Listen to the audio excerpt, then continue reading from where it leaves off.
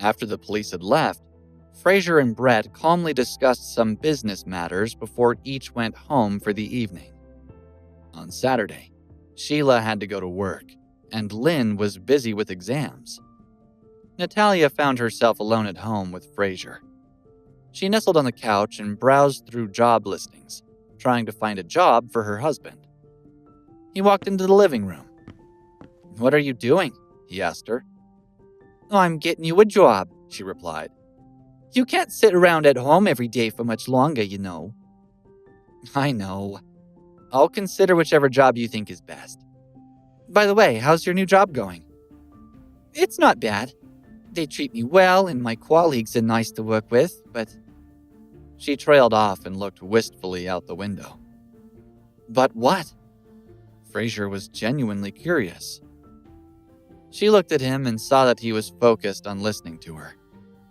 "But I want to have my own company someday. I want to be the boss.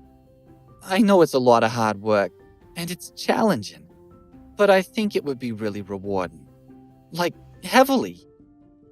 "I see," he grinned.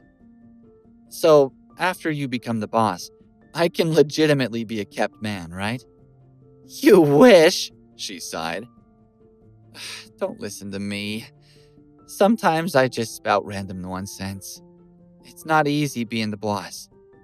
Listen, if it's something you want, then you should work on it. We can make this dream come true." She looked at him, bemused. "Why are you so smart today?" He shrugged and she turned back to the listings. "Look here," she said, pointing to one. "This company looks pretty good. Here, I'll forward it to you, and you can send them your resume." "Okay, thank you, dear." Frazer appreciated her concern. He glanced at the name and number of the random small business and left the room. Frazer wanted to spend time with his wife, but he had to call Brett and discuss business matters. Although before he could make the call, he received a message from Ryan, who reported that he had been making progress with the Three Eyes gang, but there was trouble that he needed help dealing with. A short time later, Frazer arrived at the nightclub where the gang operated from. The building was huge, and Ryan waited at the door. "I've been able to recruit about 70% of the original gang," Ryan said as they walked through the entryway. "But I underestimated the top members, the lieutenants. They all want to be the gang boss, and they're not willing to stand down." "Is anyone talking about who killed Gary Mendez?" Frazer asked. "There's been some speculation, but mostly they're talking about who's going to take his place. As far as I'm concerned, they're all traitors." Ryan was so upset he almost punched the wall. "Don't blame yourself," Frazer said. "You can't fight them all. On the contrary, you've done well to accomplish all that you have already.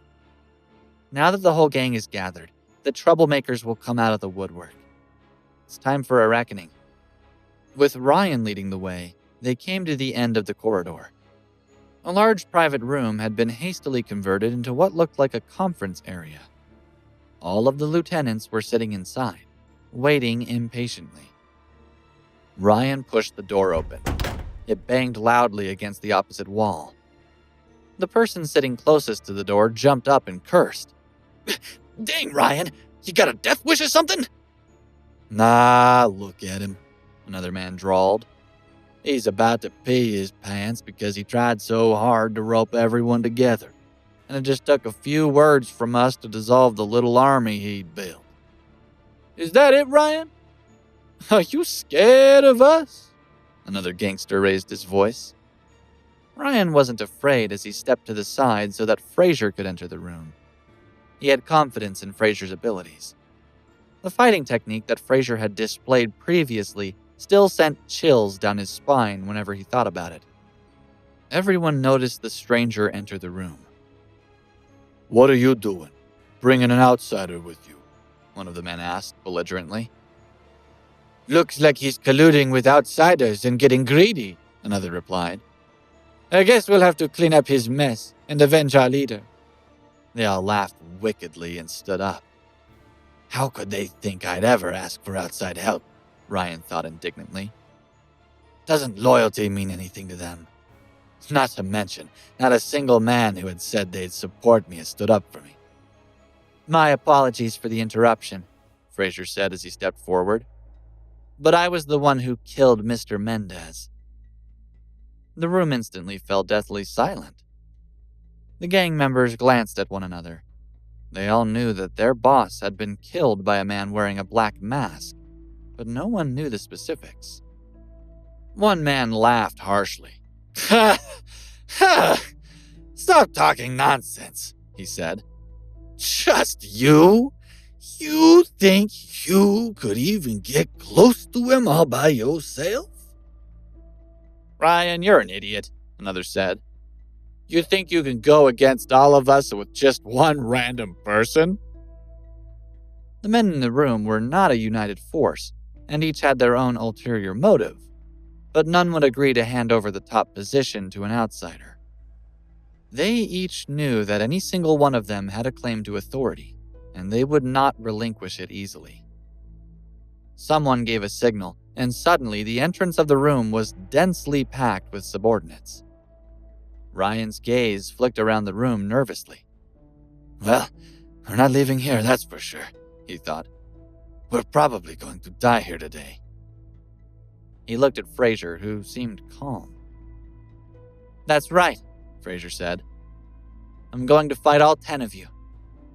Frazer wasn't a victim of blind confidence. He eyed each of the men when he walked into the room. They might have once been mighty fighters, he thought, but years of being the head honchos have made them weak. They haven't had to fight for a position in a long time. The room erupted into laughter. Are you for real, man? Someone asked. You want to challenge us? Seriously, said another. Even if Mendez were still alive, he wouldn't dare boast like that. I like your style, big man, but that arrogance needs to be taken down a notch. Another large man threatened Frazer. Ryan was stunned. What is he thinking? He thought. He can't be serious. 1 versus 10, and these are no common street thugs. These are the guys who helped Gary Mendez build his gang back in the day. One man sitting in the back stood up, and the table shook when he put his foot down. Let me get him, he growled as he stomped forward. Ryan took a step back. That's Ox, he thought as he recognized the man. The gangster was named for his noticeable size and strength. Rumor had it, Ox could kill a cow with 3 punches. Back when he was fighting with Mendez, even mentioning his name was enough to make opponents retreat. To watch the full episode, install the Pocket FM app